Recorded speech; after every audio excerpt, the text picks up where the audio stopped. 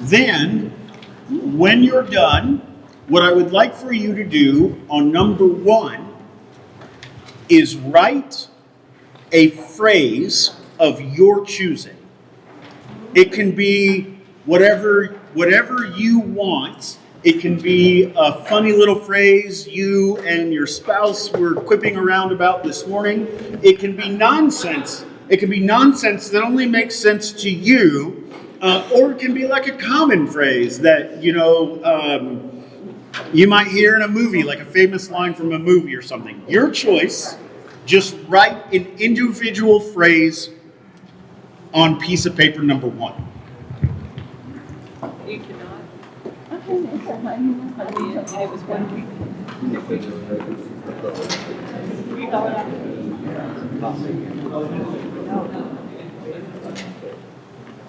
All right. When everyone has their phrase, will you let me know? Because we can't go on till point 2 until you're ready. So can you just raise your hand and let me know when you're done? You have your phrase on your piece of paper.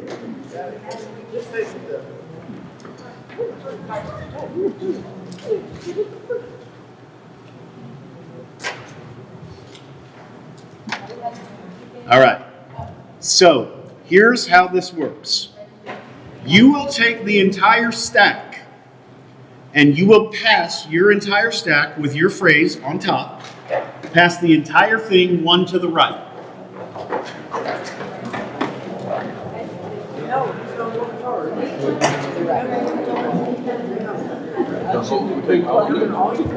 Pass the entire stack with yours on top, one to the right. Now, you just received somebody else's phrase. What I want you to do, look at that phrase, put one on the back. So like flip it to the back. Now you should be staring at number 2 completely blank. Okay? Yeah, put it on the back of the stack. Yep. Now you're staring at blank number 2. On blank number 2, I want you to draw the phrase you received. So if you received it's the phrase you received, not the one you wrote. You pass that on. You're drawing the phrase you received. So if you received the cow jumped over the moon, you're now drawing a cow jumping over a moon.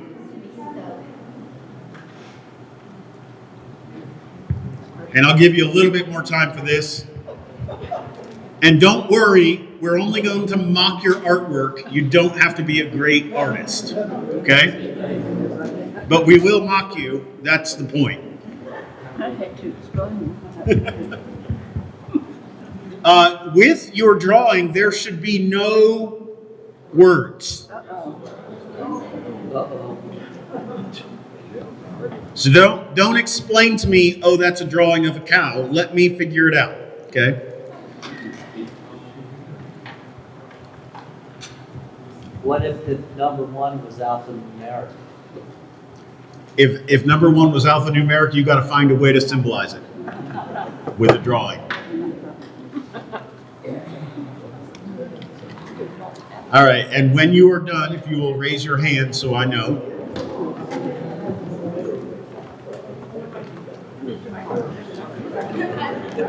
Got a couple people still figuring it out. Look, this is not Picasso. This does not have to be perfect. I will eventually just make you move on, but I'm going to give you time for this first one. In 10 seconds, whether you're done drawing or not, in 10 seconds you will pass the entire stack to the right, including the one you just drew. Nope, you don't put it in the back. The next person needs to be able to see it. So just put the entire stack to the right. It should already be numbered. You should receive number 2 with the drawing on the top. Now, you're going to look at this drawing. You're going to put the drawing on the back of the stack. And on page 3, you are going to write the phrase you think that drawing represents. And if you can't figure it out, you're going to guess.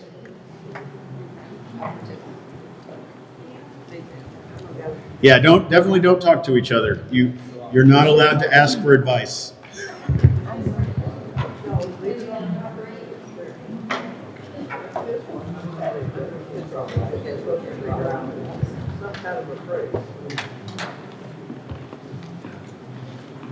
You are writing the phrase that you think the drawing represented.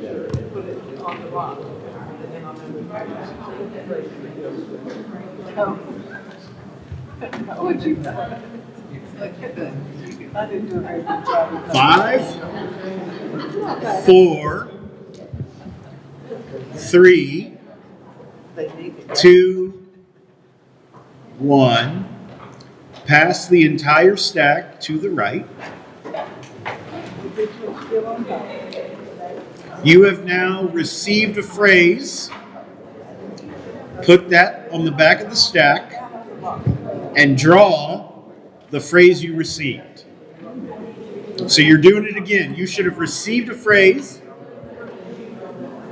Put that on the back. I think you're on 4, right? 4 should be blank. On number 4, you're drawing the phrase you just received.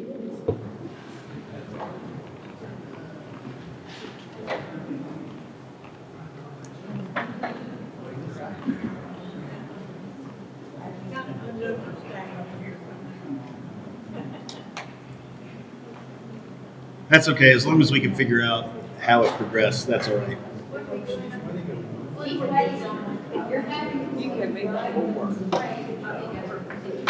So right now you're drawing. No one's ever played this before? This is such a great party game for getting to know people when you don't know them really well. Also, if you have your small group over your house, it's a great way to just like get to know how each other thinks.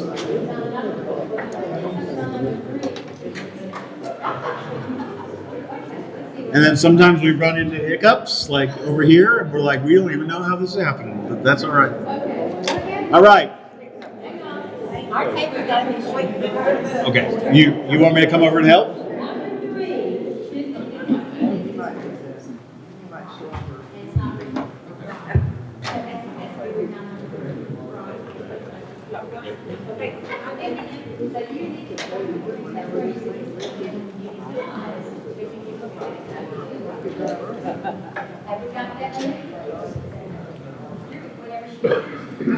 All right.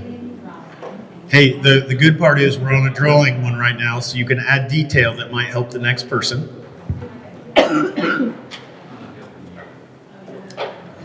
Yeah, no help. No. Mm-mm.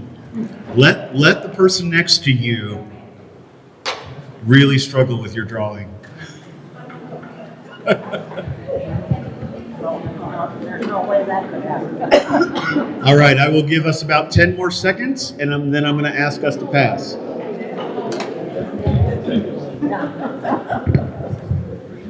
8, 7, 6, 5, 4, 3, 2, 1, pass. So you should be receiving a drawing from someone. You're going to do the same thing. See what the drawing is, put it on the back, write the phrase on number 5.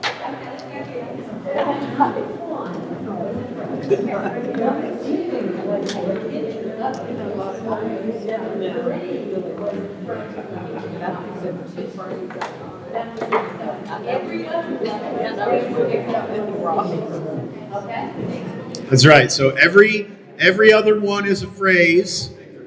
Every other one is a drawing.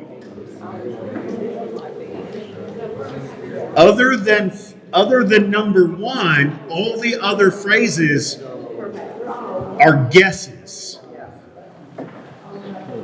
So I'm not necessarily expecting that you're going to get it 100% right. You're guessing what you think the phrase is. So we're on number 5 now, and it should be a phrase. And then is number 5 the last one for anyone? We have 7. You've got 7, so we'll do 2 rounds for you.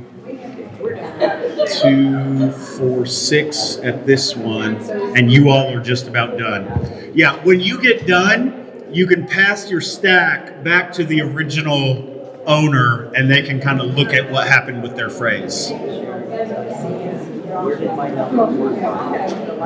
pass one more to the right and have Yes. Yes, theoretically, you should be receiving yours back now. But we would have to go, like if you've got card number 5, then. So what you'll do is, if you're getting yours back now, you can start at number 1 and see the story of how it progressed, and theoretically where something went really wrong. Okay? If you are in a group bigger than 5, go ahead and pass to the right. If you're in a group bigger than 5. Yep. So you should be receiving a phrase. You're going to now draw. Are you up? You only have 5? You're done. Yep.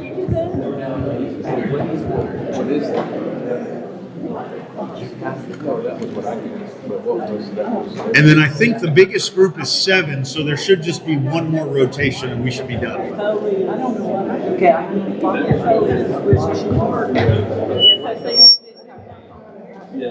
I did. What was yours? Last thing in the next should be the same as the first if it were right. Yeah, that's right. So the idea is, if everything went perfectly, and it never does, if everything went perfectly, the phrase you wrote at the beginning, you should receive back. But it never goes perfectly. All right, table right here with the 7. Can you pass one more time? Okay. That's right. Everybody else, has everyone else finished? Okay. So why don't you go ahead and share with your group what the different fun parts of your story are? And then if anybody has a particularly fun adventure, let me know and you can share with the big group.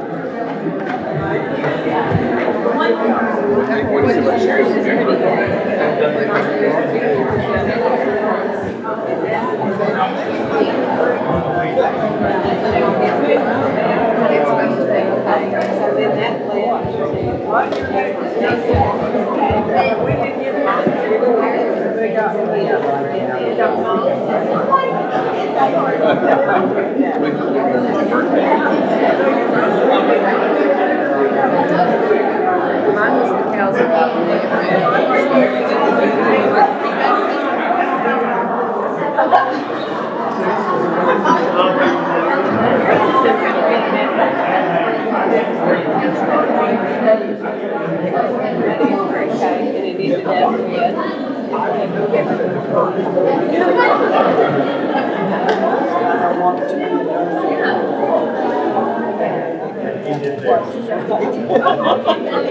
That's right. What was the second one?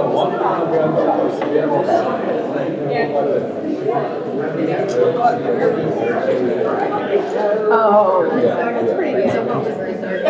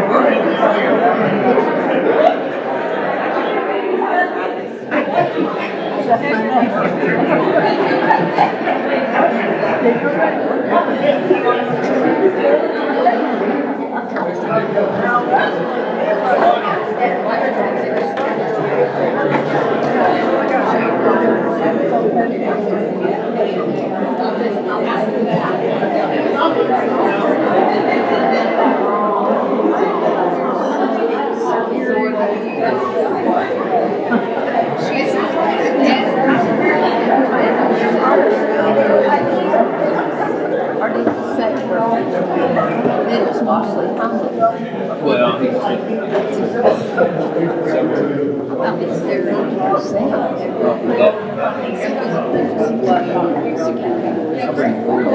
probably like in the first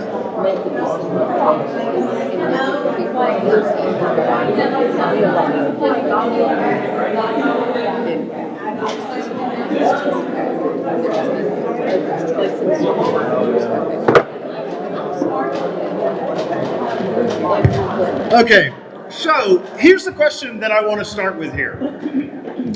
Did anybody in the story of their paper trail, did anybody have their phrase hijacked by somebody focusing on the wrong thing so that by the end it ended up being so completely different than what you intended it to be?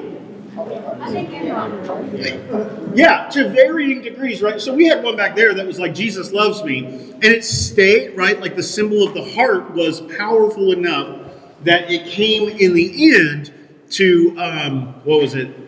Love no. Yeah. So like love stayed, but Jesus had disappeared from it, right? Me had disappeared from it. And somehow that became a no. And often what happens in the story or in the paper trail is that confusion happens obviously on the drawing level, right?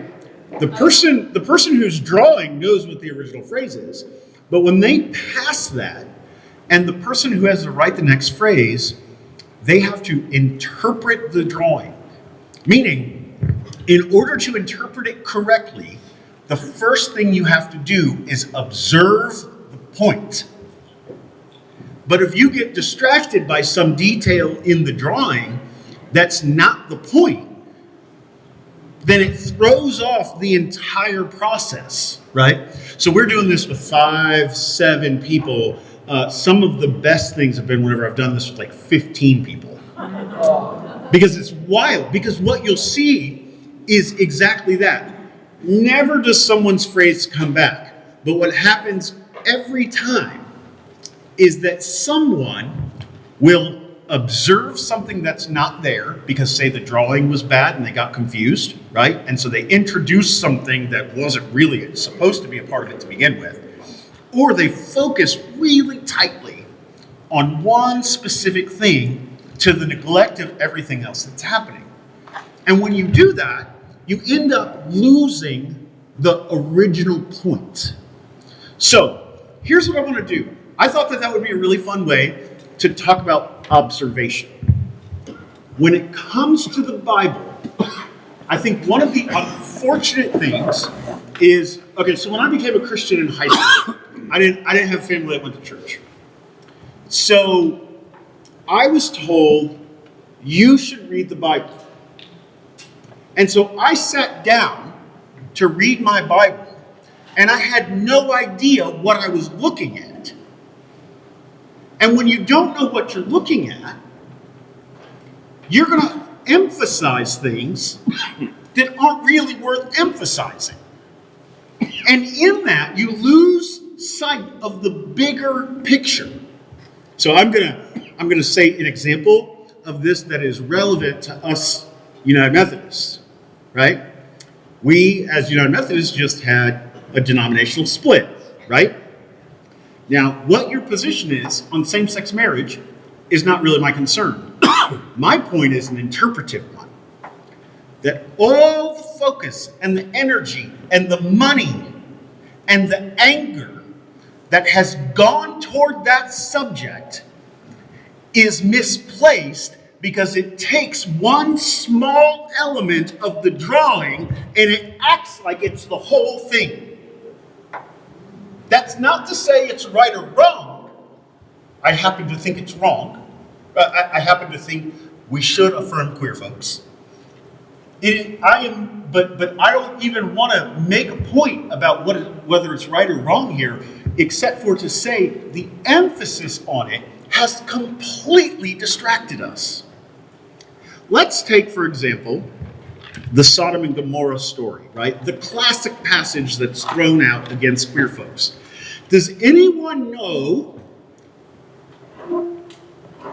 what the men who came to the city were asking to do. What were they asking for when they came and knocked on Lot's door? So the original people showed up seeking shelter from a violent city. Right?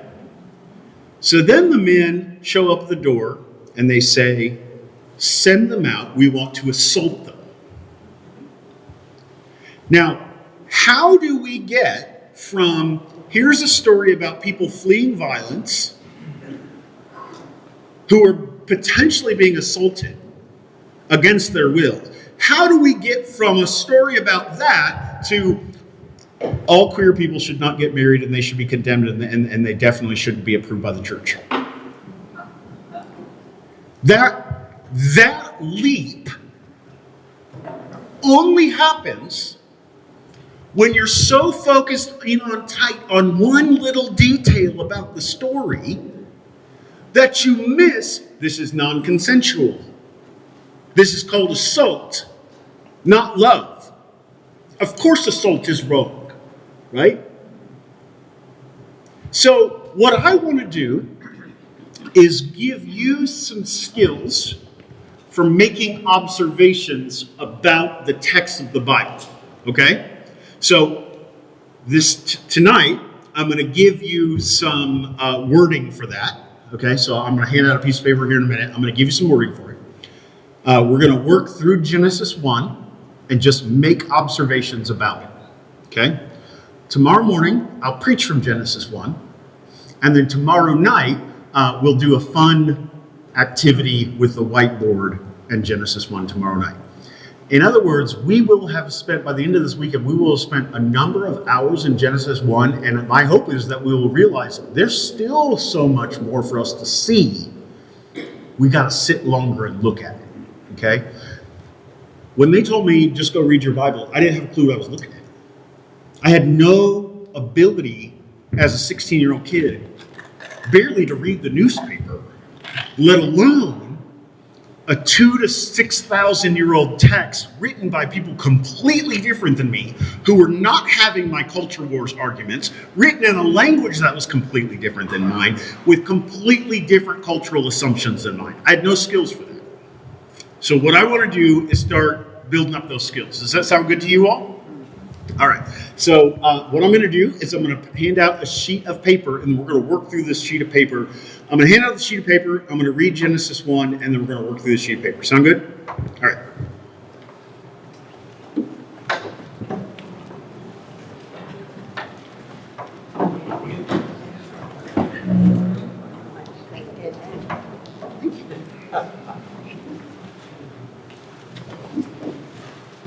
I was telling someone, one of the tables earlier before we started, that I first had the idea to do this when I was a seminary student, and I was in a class on biblical interpretation. And when I was reading about biblical interpretation, it was a highly, highly academic textbook filled with highly, highly academic language. And I thought to myself, as I was reading it, I was like, this is really fascinating stuff, but it is so boring to read. So as a seminary student, thank you, ma'am. As a seminary student, I thought to myself, I bet if I change some of the language and find a way to make this fun, this could be really effective for teaching just normal people like me how to read the Bible, okay? So that's my goal, is to just give us some skills for reading the Bible without any of the academic language that might come in a textbook about biblical interpretation. Okay? So let me read Genesis 1. If you have a Bible, go ahead and open it. My preference is the NRSV for this kind of work. If you don't have it, that's okay. You can still read along. It's not essential tonight.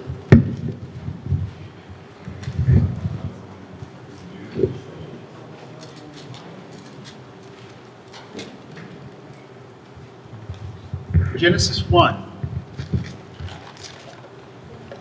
In the beginning, when God created the heavens and the earth was formless and void, and darkness covered the face of the deep, while a wind from God swept over the face of the waters.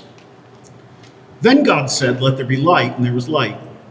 And God saw that the light was good, and God separated the light from the darkness. God called the light day, the darkness he called night, and there was evening and there was morning the first day. Then God said, "Let there be a dome in the midst of the waters, and let it separate the waters from the waters." So God made the dome and separated the waters that were under the dome from the waters that were above the dome. And it was so. God called the dome sky, and there was evening and there was morning the second day. And God said, "Let the waters under the sky be gathered into one place, and let the dry land appear," and it was so. God called the dry land earth. The waters were gathered, he called the seas.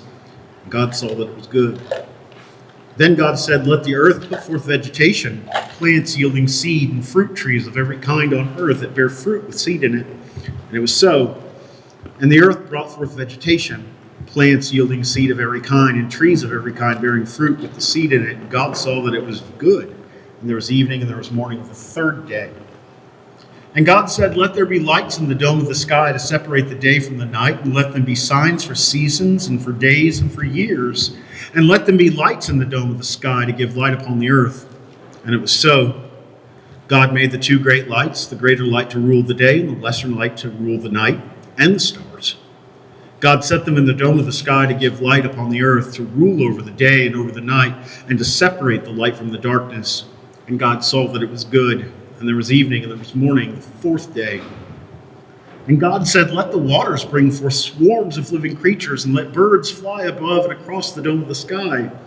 So God created the great sea monsters, and every living creature that moves, and every kind with which the waters swarm, and every winged bird of every kind.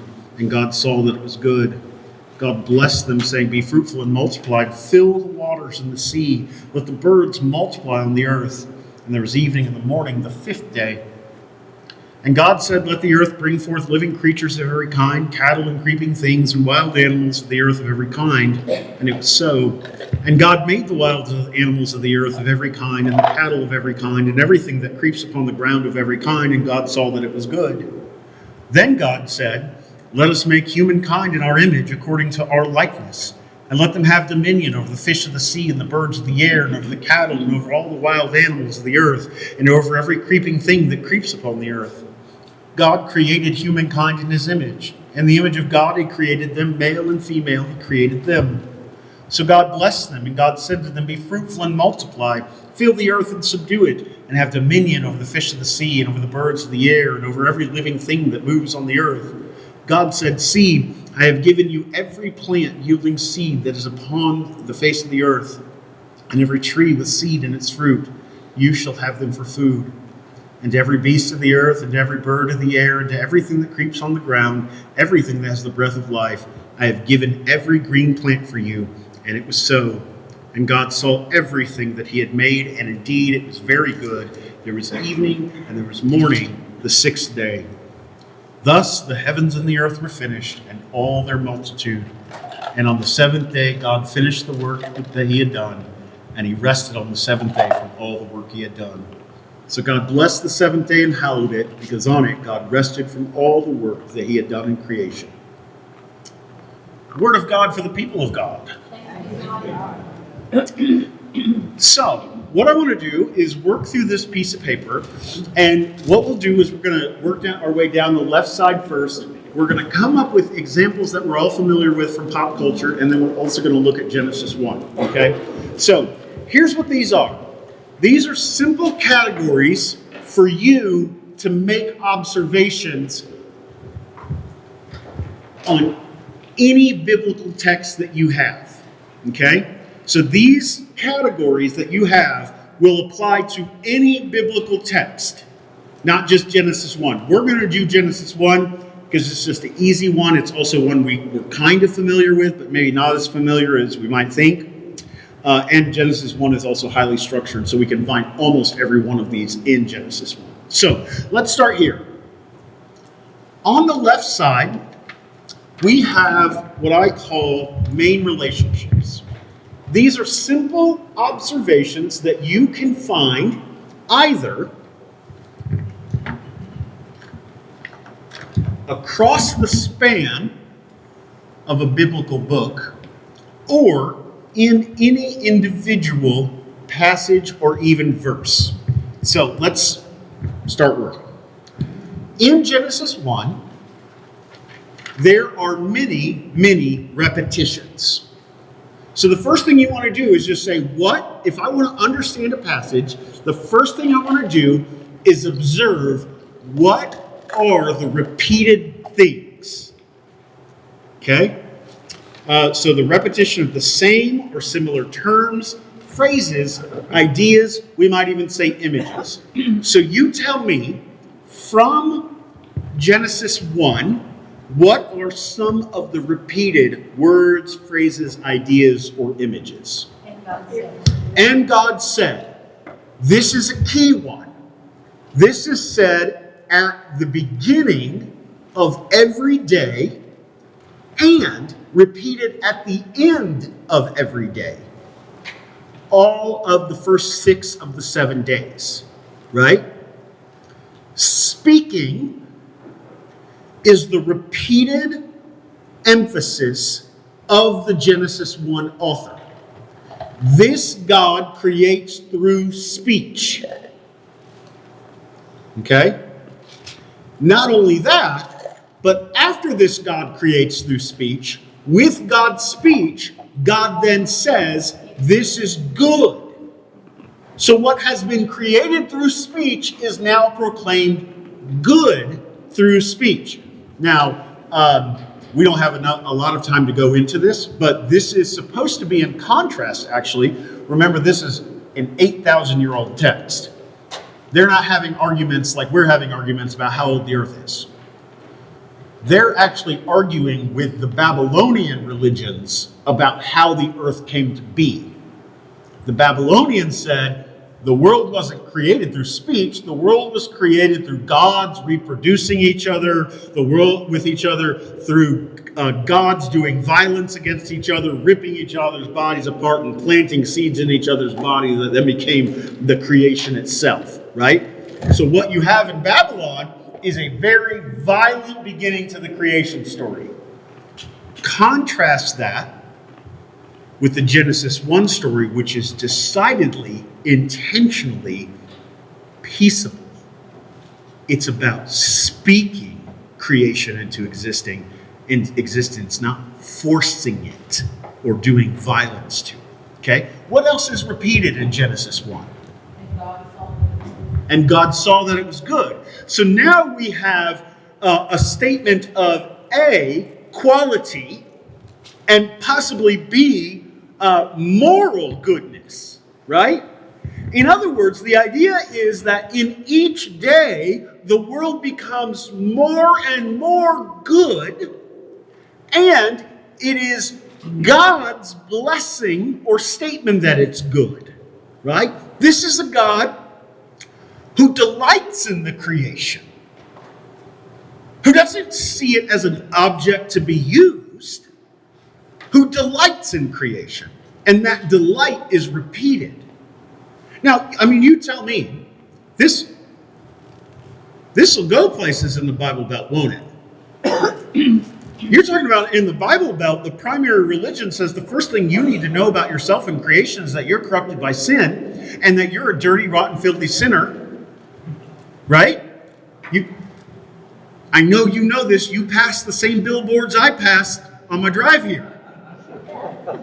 Right? They're inducing guilt and they're inducing shame. And I'm not saying sin doesn't exist. We can talk about that sometime, right? Sin is real, it's destructive, it's hurtful, but it's not the first thing about you. And it's not the first thing about God's creation. And you know that because of the emphasis on the repetitions in Genesis 1. Okay? Anything else that stood out to you that was repeated? And it was so. It was a completed act, the evening and morning. Now, here's a place where you make an observation and you can start saying, that seems strange to me. Let me ask some questions. And what you do is you set your questions off to the side at this point. You're just making observations, right? But you can say, okay, don't we usually talk about morning to evening? Why does Genesis 1 every single time say it backwards? so was the evening and the morning, right? And so you say, okay, I make this observation that's backwards. Let me write a question off to the side. I want to come back to that later, maybe when I have more information, okay? But evening and morning is certainly a repeated element. Another key one is that it's the repetition of days, right? There's the first day and the second day and the third day, right? So something about this story wants us to think in terms of 24-hour periods, right? But then also like understand this is not scientific 24-hour periods, because this is not a science book, this is a poem, right? So it's like, okay, but what we are doing, at least at this point, is we're making an observation.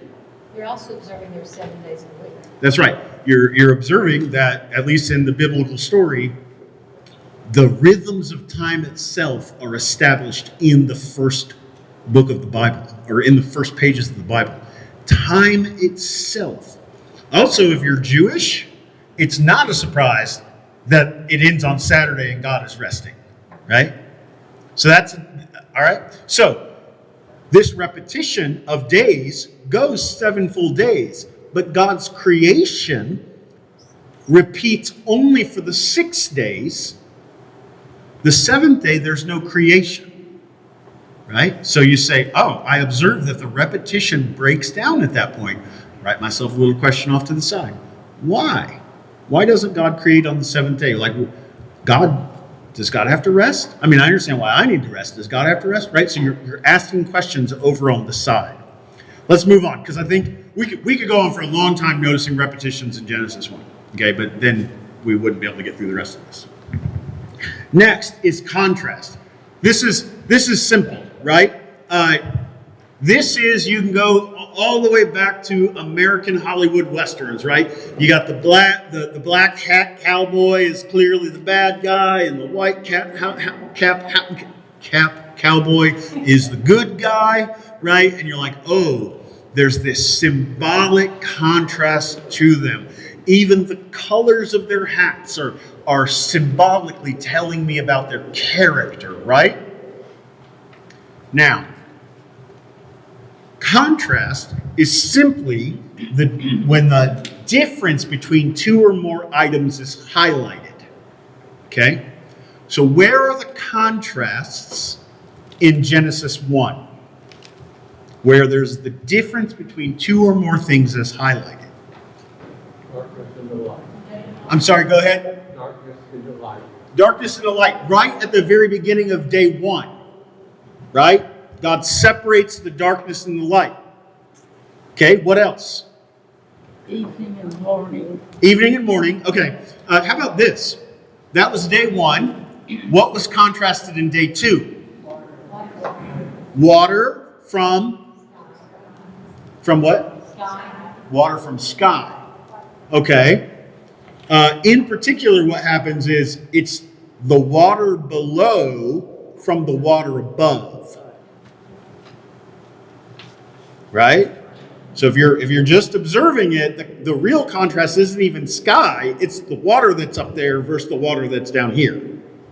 Okay? What else is contrast? What's the contrast on day 3? The vegetation? Yeah, but there's a contrast that happens before the vegetation. Dry land appears out of the water. Right? So now you have water versus land. What about day 4? Light in the sky and light. The light in the sky that separates the seasons and also the day from the night. So notice you have a separation of darkness and light only in day 1. You don't have a separation of night and day in day 1 because that doesn't happen until day 4. Do you see what I'm saying? So now we're making some really weird observations, right? All right, what's the contrast in day 5? The water creatures and the land creatures. Yeah, so you have water creatures versus the sky creatures, right? The flying creatures. All right, so now we have creatures for the first time, and they're being distinguished from each other. And then day 6, Yeah, animals contrasted with vegetation, but then you also get the introduction of the first humans. Let me ask you this. In 128, open this back up here. In 127, God created humankind in his image. In the image of God, he created them. Male and female, he created them. Is the emphasis of male and female a contrast? It says and, anyway. Male and female, not male versus female, right? Okay. Let's try to remember to come back to that after we've worked our way through this, and let's see if our answer is the same or if it's more confirmed. If it's different or if it's more confirmed. Okay. Are we making observations we haven't made before yet? Is anybody else like picking up on this stuff? Is this new? Okay. All right. Let's keep going. Comparison. This is just the similarities between two or more things, right? Usually this uses the words like or as, okay? Is there anything that is compared in Genesis 1? According to what we were just saying, there is. The two humans are created in God's image. Not only do they seem to compare to each other, but they, as image bearers of God, they have a likeness to God that is contrasted with how the rest of the creation is. Right? So all you're doing is as you read your passages, you're going through each one of these one at a time, and you're saying, is this here? Is this here? Is this here?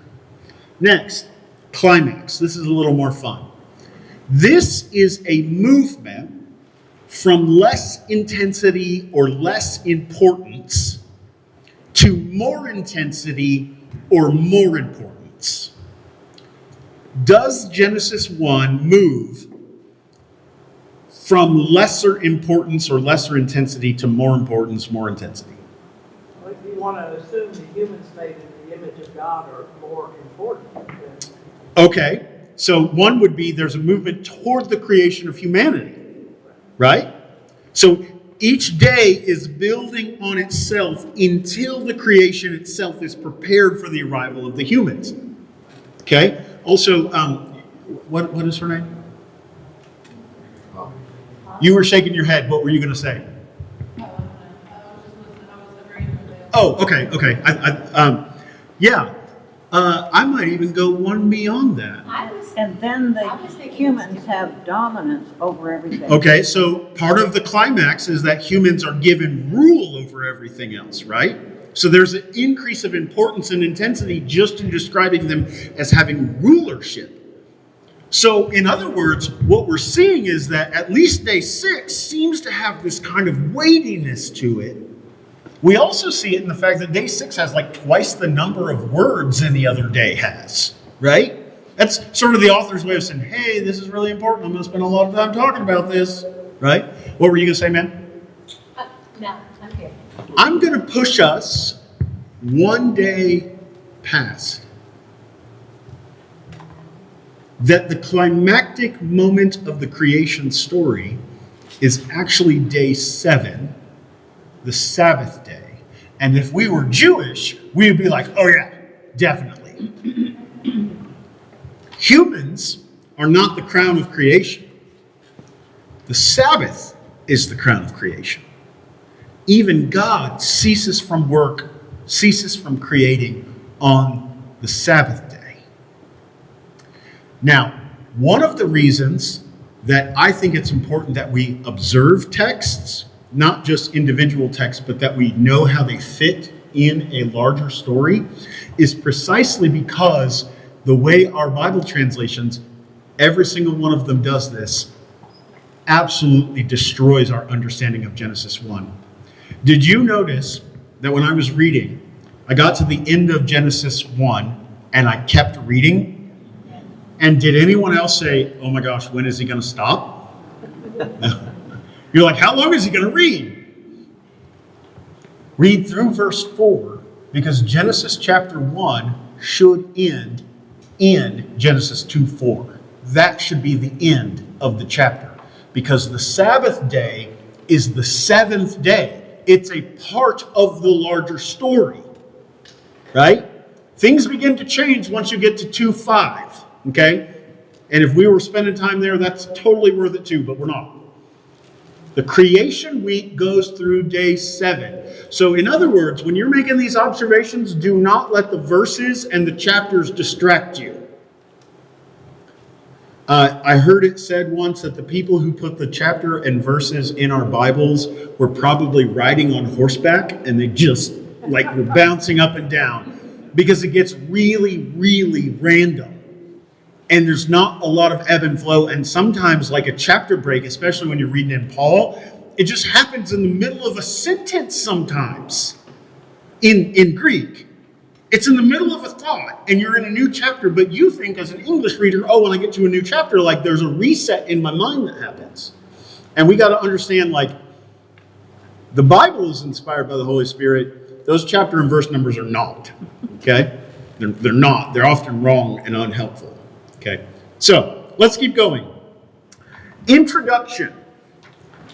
The introduction is the background or the setting of the events or ideas. Tell me, where's the introduction in Genesis 1? You'll know this from your middle school English. In the beginning. Where does it end? Where does the introduction end?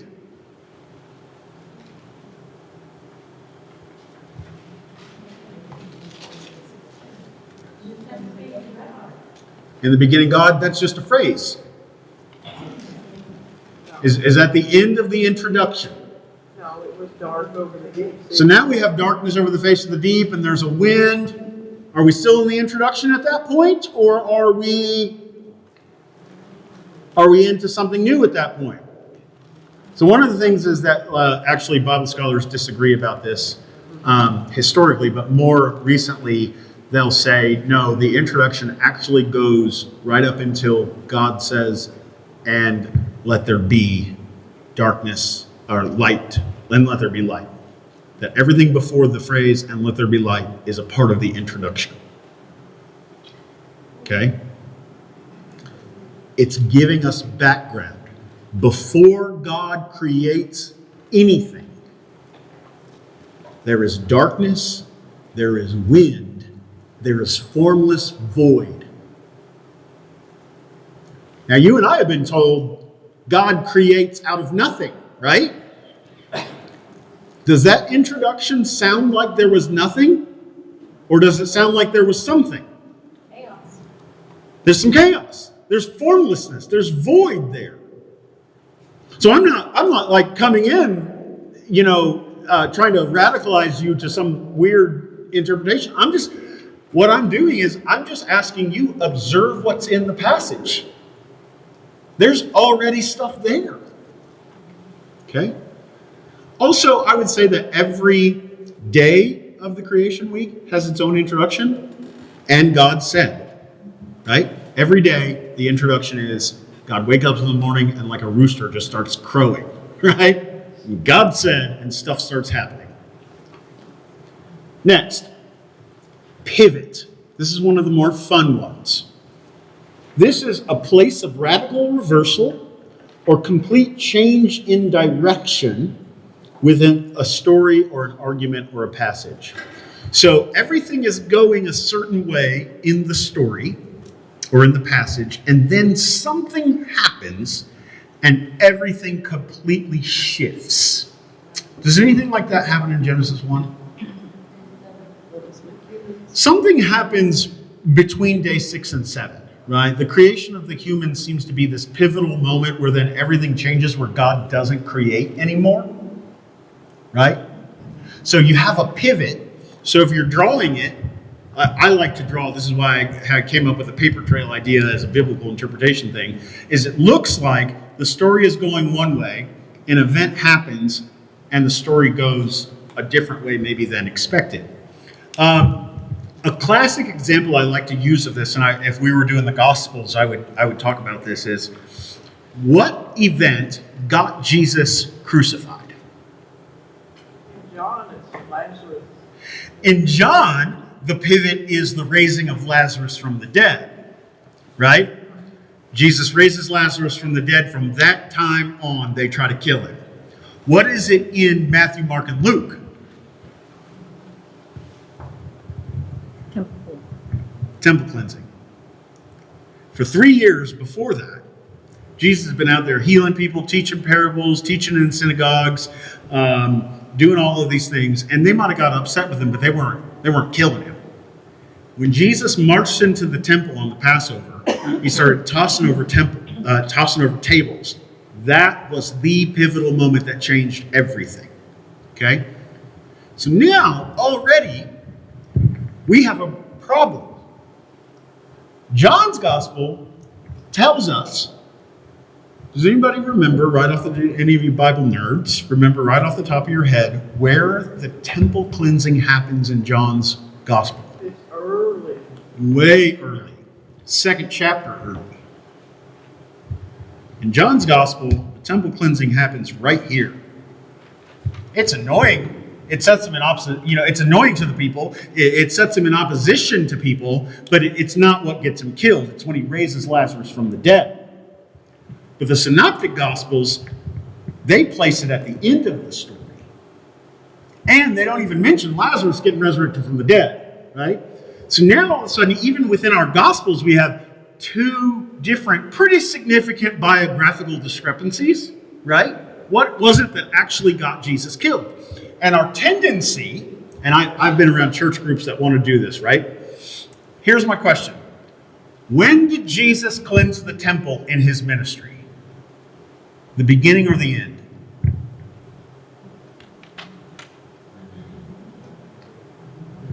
I don't know. Right? But here's where we sit with this. I've been in church groups that will argue to the death that Jesus cleansed the temple 2 different times. Because he did it early in John, and then he does it later in the synoptics, and so they'll say he did it twice. Here's the problem. No single gospel says it happened twice. But they both rearrange the stories on purpose, which tells you what? These gospels, like Genesis 1, are not interested in giving us primarily the order of historical events. The Bible's primary concern, the Bible has historical elements, but history, science, math, these are not its primary concerns. It's trying to teach us about the character of God, and it will move the events and the order around as necessary to communicate that. Are you with me? Yeah, but I would have thought the pivotal thing would have been when he went to the temple and declared that he, as the gospel, was today. Yeah, so that happens in Luke chapter 2 when he's in the synagogue. And you're right. So this is great. So he goes in, this is Luke. He goes in and he preaches at his hometown synagogue and he says, all of this is being fulfilled in your ears. And the story is actually deeper than that because you think, oh, they get mad and they try to kill him, is what happens. And you think, oh, they want to kill him because he's claiming to be the Messiah. No. They accept what he's saying when he says, I'm the Messiah. What ticks them off is when he says, oh, now that you accept this, let me give you one more bit of information. I'm going to go over to Capernaum and I'm going to work miracles over there. These people that you don't like, kind of your arch rivals, I'm going to go work miracles over there, and you're going to say, hey, come here and give us the hometown discount. Why don't you do for us what you do over there? And I'm going to tell you no, because you don't get a hometown discount. This gospel doesn't just belong to you because you're my friends and you're my neighbors. This gospel belongs to everyone. This is not a Jews first or an America first gospel. This gospel belongs to everyone. And at that point, they try to kill him. And what this is, that seems like a pivotal moment, right? Except for it happened so early. But what it does is it does slightly change the direction, because what you realize is the resistance he gets right here in Luke 2 is exactly the resistance he's going to experience right here that is going to lead him ultimately to the cross. Right? So you see what we're doing is we're seeing how these things are working across the span of a book. So pivots are very important. You're always wanting it. You can do this in individual passages, but it's really helpful when you see it across the span of a story. What are the key events that change the trajectory of the story? You and I could come up with any number of them from across the Bible, right? The parting of the Red Sea, the resurrection, or the cross itself. The resurrection then seems to be it, right? There are these pivotal moments. The conversion of Saul to Paul is a pivotal moment. Okay? Are we good? Are you having fun? Are you overwhelmed? We're good. This is why I gave you a piece of paper. Okay? And we're going to keep working with it. All right. Next is a summarization. This is just, again, you know what a summary is. It's a statement that sort of wraps everything up, right? This is the Genesis 2:4 saying, and thus the heavens and the earth were complete. Right? Sometimes, though, what happens is that new information gets introduced in a summary, and so you want to kind of pay attention to the summaries. The summaries and the introductions are trying to tell you in a nutshell what you should be getting from what's happening in between them. Okay? So if you come out of a passage with a different interpretation than the summary gives you, you probably messed it up. Okay? So it's kind of a little key to understanding what's happening is that the summary is giving you information. Next is a specification.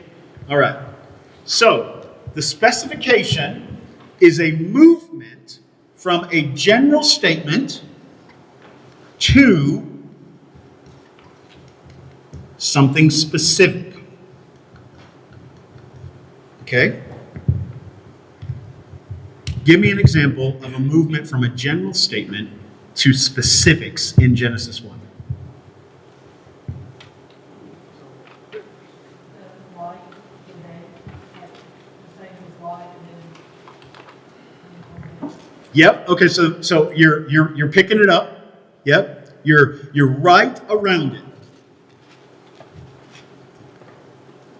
Let's start with the big one first. And God said, "Let there be." Then what you get is the details, the specifics. On this day, the specifics were day, light and dark. On day 2, the specifics were water below, water above. Every day begins with the same general statement, and God said, and then it's followed by different specifics. So what you want to do when you're studying your Bible for your Sunday school lesson, your small group lesson, or whatever, you're saying, what are the general statements that sort of tell me the big picture of what's going on here? And then how does that specifically get worked out? Okay? Paul will say, the fruit of the Spirit, general statement. And then he will list love, joy, hope, right, peace, as the specific fruit of the Spirit. Okay? So you're just noticing a movement from general to specific. Happens all through Genesis 1. Any questions about that or observing it before we go flip direction? The flip direction is a generalization. This is a movement from a specific statement to a more general statement. Can you observe any of those in Genesis 1? When he talks about the separated waters, Uh-huh. and it says there's more. Yeah, so each day again has it, right? Just as each one started with a general and God said, and then moved into the specific details, each one also describes the specific details and then works back out to the general statement, and God saw that it was good. Right? So what you're seeing here, first of all, this is highly, highly detailed writing. Every single thing that is happening here is intentional. None of it is just throwaway. all of it is designed to fit in the big picture. So if you are ever reading your Bible and you're like, why in the world is that weird thing there? That's a good sign to say, ooh, I just observed something weird. Let me go to my sheet of paper and see if I can figure out how it fits and what it's trying to do. A sheet of paper in the ancient world would have cost like $60 for what you and I would call just a single sheet of paper. So if you're writing on a scroll, like, you're not wasting words. Every word and how you arrange those words matters. Okay. Next is a cause. This is a movement from cause to effect. Often, this is accompanied by the words therefore or consequently. I want you to especially notice this in Paul. Paul is massive. It's one of the reasons why I like the NRSV, and I as much as I like the NIV, I get frustrated with it because a lot of times to make it sound more smooth, right? Because the NIV sounds more smooth than, say, like the King James, right? But to do that, they kind of cross out some of these key words that link the passages together. But when you're making observations, those key words matter. It matters, the therefores. Are there therefores, or is there cause and effect in Genesis 1? God speaks, something happens. Yeah. Okay, so God speaks and then creation responds. There is a cause, God speaking, and the effect is that creation responds. And then there's the exact opposite, the movement from effect to cause, which is right underneath that. Creation responds, which then moves back to the God who causes, right? Saying it is therefore good. Right? So you have God, creation, God. There is a movement from cause to effect, and an effect, the passage moves back to God as the cause. Okay? This right here is very poetic.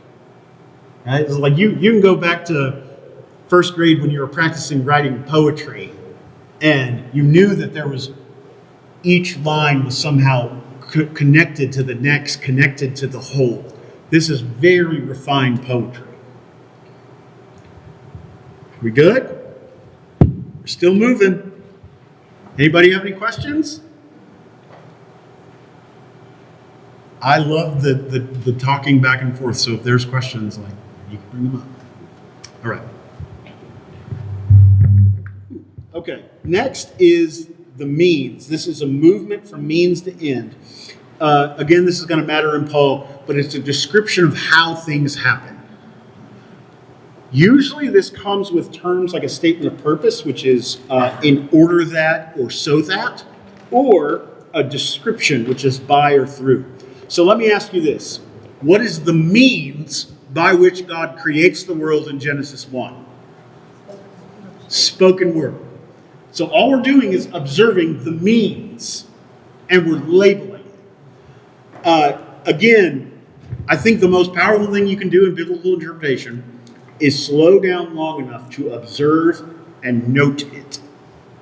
Once you note it, once you speak it out loud, this is the means, the spoken word, you can't forget about it in the rest of the interpretation process. But if you don't slow down long enough to actually say it to yourself, then you forget it too easily and it becomes irrelevant.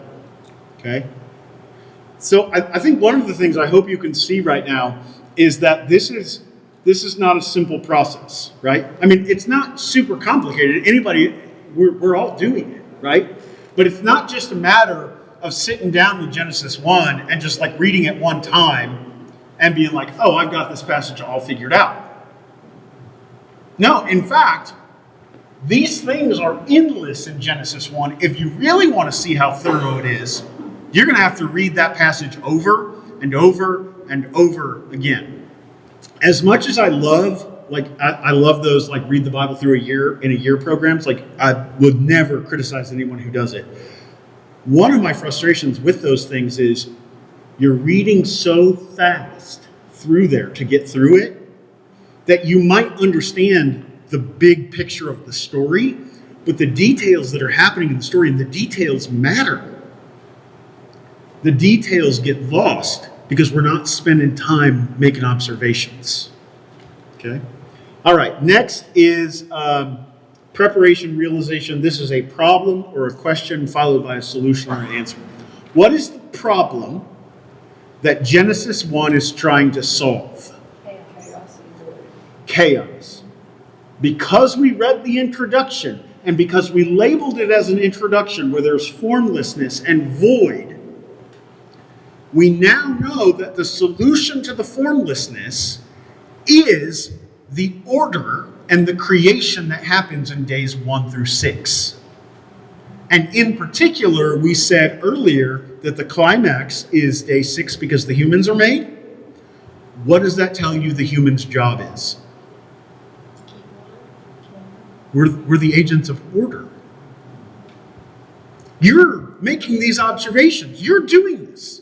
I get to just ask you questions, but with simply making some observations and having some language around it, you're now able to say, oh, the problem is, at the very beginning, it was all just formlessness. By the end of the story, the climax is there's so much form that God can rest. And the pivotal moment that brought about God's rest was that God installed image bearers to help the order be maintained. This, to me, so I just think this is incredibly powerful. What do you and I exist for? We are agents of order in a world that is constantly threatening to break free of order. This is what Genesis 1 is telling us, literally we were created to do. What does order mean in Genesis 1? Anyone? What happens when order starts to take shape? Creation. There's fruitfulness and there's multiply. There's flourishing of the creation and there's flourishing of the humans. So it's not just order for the sake of everything having its place. It's order in that creation itself is organized so that everything and everyone in the creation can flourish as God created it to flourish. Now, what if we held our politicians to that standard? What if instead of I feel often what Christians do is we have these ideas in our mind and we don't care the kind of chaos it unleashes on the world as long as our ideas get enforced. But that's not what the Genesis 1 says we're created for. We're created to promote the flourishing of God's creation. Now, let's say for a second, I have no idea where you all are on this. Let's say for a second that every one of us were deniers of climate change. Let's say that every one of us, me too, we're all skeptical of climate change. And we think it's just a political ploy. It's not real. Do we therefore, even in that scenario, have a right to treat God's creation how we want? No. No. We still are supposed to be agents of order who bring about life and flourishing and goodness. And so even if climate change weren't real, if we're doing things, if our companies are doing things, if our habits are creating effects in the world, if our politicians are having impact on the world that's detrimental, we, as Christians who believe this story, should be the first people to say, you know what? I agree with you on these things over here because what you're doing over here is creating life and flourishing and goodness and beauty. But what you're doing over here is creating chaos and death and destruction. Instead, what I find is that we're all kind of propagandized into there's this litmus test that we have to side with our side no matter what. the church is not supposed to be a people who are propagandized for Republicans or Democrats. The church is supposed to be a people of life and order in a world of death and chaos. This is what Genesis 1 is teaching us. And we're coming to this conclusion just by observing what's in the text. So, how about this? I'm going to go until 7 o'clock whether we're done or not. And I'm going to end at 7 o'clock. Will that work for you all? That way I don't hold you all hostage. Okay? Let's move to the right side of the passage, the right side of the paper. The right side of the paper are helper relationships, which mean that usually what they're doing is they're trying to highlight something that's happening on the left side of the paper, right? So maybe they're trying to highlight a contrast or there's highlight a comparison, okay? So the first one is called an interchange. An interchange is an interchanging or an alternating set blocks of material. So, I have a good example of this. Let me draw it first, though. It is subject A gets brought up, and then subject B gets brought up, and then subject A comes back again, and subject B comes back again, right? This is a very simplified form of it, but it's basically changing the subject. It's turning the light on and off, okay? So here's what I recently found. Jesus, in Luke chapter 9, I was reading this the other day in my quiet time. Jesus tells his disciples to go out and feed the hungry. Sends them out to the countryside. Then, so that's A. Then Luke interrupts that story really oddly by telling us that because of Jesus' growing popularity, Herod is now marching around in anxiety because the people think that Jesus is maybe John resurrected from the dead, right? So the story is interrupted by this description of Herod's anxiety. Then it comes back, so that's B, then it comes back to the disciples coming to Jesus and saying, hey, we tried, but there's like too many people. We can't feed everybody. And this is where Jesus feeds the 5,000. So that's a movement back to A. We're dealing with hungry people. Then Jesus turns to his disciples. What was Herod's concern? He's worried about who the people think Jesus is. Then Jesus says to his disciples, after he feeds them, who do you say that I am? And they're like, well, some people say you're John the Baptist resurrected from the dead. Some say you're this, you're a prophet. We say you're the Messiah. A, B, A, B. Now, somehow, what this alternation is doing is it's trying to connect those stories. How does the feeding of hungry people tie into the identity of Jesus? So if what we do is we just look at the details of the story and we get distracted by the wrong thing, we'd be like, wow, look at Jesus, he's a miracle worker.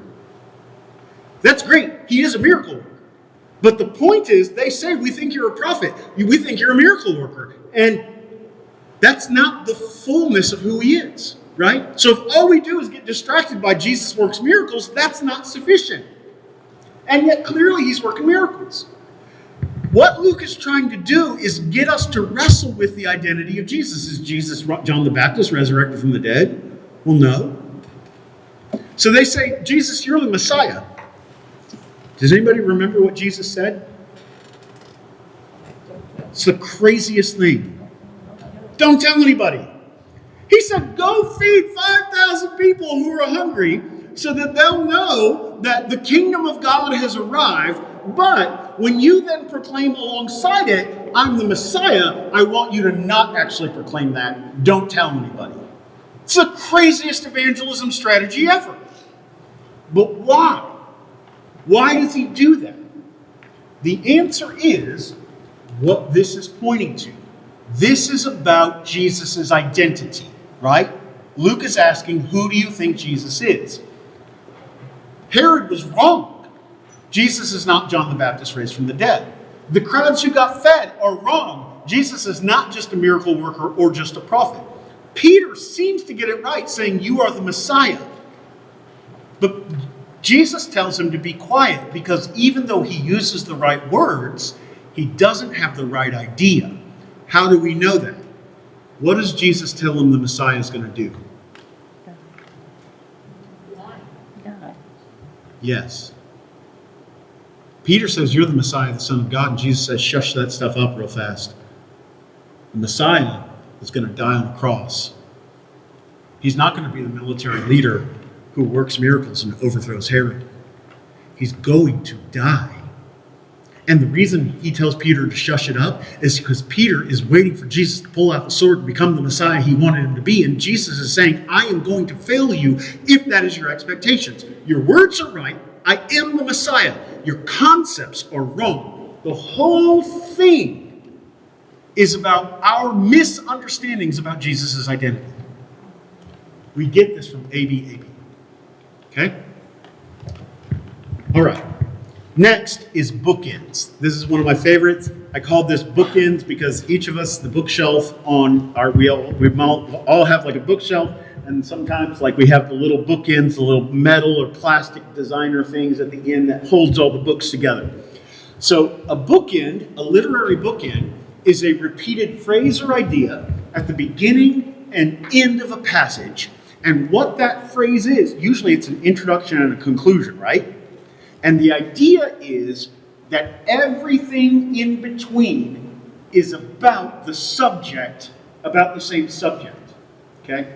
So I put, so my PhD is in 19th century African American rhetoric. I have bookshelves at my house that are just 19th century African American rhetoric. They are bookended together. Everything on that bookshelf is together. So when you notice a repeated phrase or idea at the beginning and end of a passage, that is the author's way of telling you, pay attention, everything that happens in between is about this subject. Okay? Does that happen in Genesis 1? How does that happen in Genesis 1? Well, it's everything God said, and then he just do it. Yeah. So every day has its own bookend. So you have small bookends. You also have a big one, right? So you have the individual ones, and then you have the big one, and you move from formlessness, a statement about formlessness, to a statement of order, which is that God rests, right? Everything in between is about the movement from formlessness to form. Okay? So, in other words, the bookshelf is all the same theme. That in itself would just like clear up a lot of misunderstanding, right? A passage doesn't mean just whatever we want it to mean. I used to, when I was fresh out of college, I would have I would teach this Bible study at my church, and I had this one guy, and I hope that kind of guy is not in here. But I had this one guy in my Sunday school that it didn't matter what I was teaching. I swear to you, what he would do is he would just like randomly open his Bible, close his eyes, put his finger on a passage, and he'd be like, Isaiah 38:7 says, and then he would somehow try to make it relevant to what I was talking about. And I was just like, bro, like, Beth, have you met people that do this? Yeah, and it's like, no. Let's stay in the bookends of the passage. This passage has a theme by itself. I don't have to pull in Isaiah and some random nonsense there. Let the bookends establish their own themes and boundaries. Okay? So all we're doing is we're just putting boundaries around it. Finally, two more. One is called a chiasm. This is a really fun one, but it's hard to observe. This is, so whereas the interchange was A, B, A, B, the bookend was A, B, B, A, right? The things at the end are the same, right? You could even have C, D, E in here, but A is at the beginning and the end. A chiasm, it comes from the Greek letter X. The idea is that you have A, B, B, A. So it would create an X. Okay? Now, a really famous example of a chiasm, you and I can actually come up with a ton of these when we start thinking about it because they're all over literature. Most of the phrases that you and I have from our mind and pop culture are built on some kind of literary structure like this. So think about, what was it? Was it John F. Kennedy said, "Ask not what your country can do for you, but what you can do for your country." Right? Ask not what your country can do for you, but what you can do for your country. It's a chiasm. And the reason we remember it 70 years later is because it's highly structured, right? And this happens throughout the Bible, all over the place. Sometimes it's actually a lot more complicated than that. It can be like A, B, C, D, E, D, C, B, A, right? So you can actually see like kind of a half X there. Like it gets really, really complicated, but I just want you to notice the real simple ones. Okay? All right. And then finally, the last one is I call it purposeful digression. This is where the story seems to get really, really distracted. Do you ever read your Bible and like some random flippin' thing happens? You're like, where in the world did this come from? So you're reading it, and A happens, and then all of a sudden Z happens. You're like, that came out of nowhere. And then somehow, often, we come back to A. Anybody have an example of this? The naked guy in the Gospel of Mark. The naked guy in the Gospel of Mark, just like randomly running there. It's like, oh, the resurrection story of Jesus. Or no, this was the crucifixion story, right? The crucifixion story, random naked guy streaking back to the crucifixion story. Right? Now, it is key that we understand that the word purposeful is purposeful. No detail is accidental. So what you want to do when you come across the random naked guy is you want to say to yourself, why is that there? Why did the author go from A to Z? And so what you want to do is just like write that question over off on the side somewhere. And in your process of figuring out the larger passage, you say, oh, okay, why was there a naked guy in Mark's gospel? Do you know right off? I don't know either. I haven't spent enough time with the naked guy in Mark. I haven't either. But these kinds of things happen where A, Z, A. Okay, and just understand Z is also intentional. It's genius. Okay, so friends, got 5 minutes left. Does anyone have any questions for me? What we're going to do is I'm going to preach from Genesis 1 tomorrow, and then tomorrow night we'll come back and we're going to do some more drawing. It's going to be really fun again, okay? But I wanted to start with this stuff tonight so that we could like have some common language. Anybody have any questions about these or Genesis 1? Huh? I thought it was interesting from day 1 to day 6 that everything that God created is essential for man to survive. Yeah, you're moving from a place of lifelessness to survival.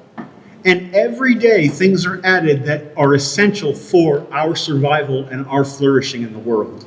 So when any of those things is threatened, what you actually have is a breakdown of the creation story.